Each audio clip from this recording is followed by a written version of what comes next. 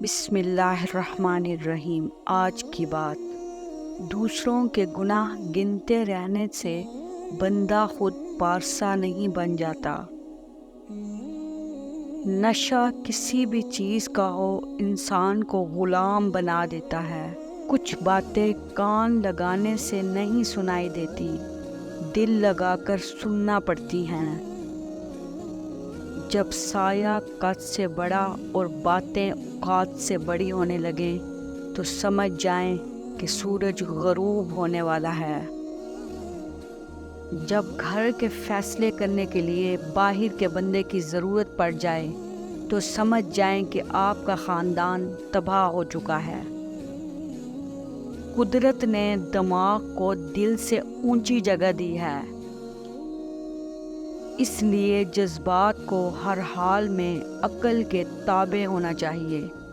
جو کہتے ہیں کہ پیچھے مڑ کر نہیں دیکھنا چاہیے، غلط کہتے ہیں۔ بار بار دیکھنا چاہیے تاکہ اپنی اوقات یاد رہے۔ خود سے کمزور لوگوں کی عزت کرنا شروع کر دو، اللہ تعالیٰ طاقتور لوگوں سے تمہاری عزت کروانا شروع کر دے گا۔ دکھاوے کی خوبیاں خامیوں سے بھی بدتر ہوتی ہیں۔ سب سے بڑی خوبی یہ ہے کہ آپ اپنی خامیوں سے آگاہ ہوں۔ دنیا میں سب سے غلیظ اور بھیانک آواز اس اولاد کی ہے جو بد لحاظی سے اور چیخ کر اپنے والدین سے بات کرتے ہیں۔ کسی کی زندگی اجاڑنے والوں کو یہ لگتا ہے کہ ان کا حساب نہیں ہوگا۔ اپنی غلطی کا اعتراف کر لینا بہت بڑی خصوصیت ہے۔ اس سے عاجزی پروان چڑھتی ہے اور تکبر کمزور ہوتا ہے۔ چیخو پکار انسان کے وقار میں کمی کا باعث بنتی ہے۔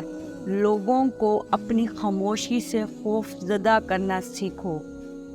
دل میں عقیدت نہ ہو تو جھکی ہوئی نگاہیں کبھی ادب کی مثال نہیں بن سکتی۔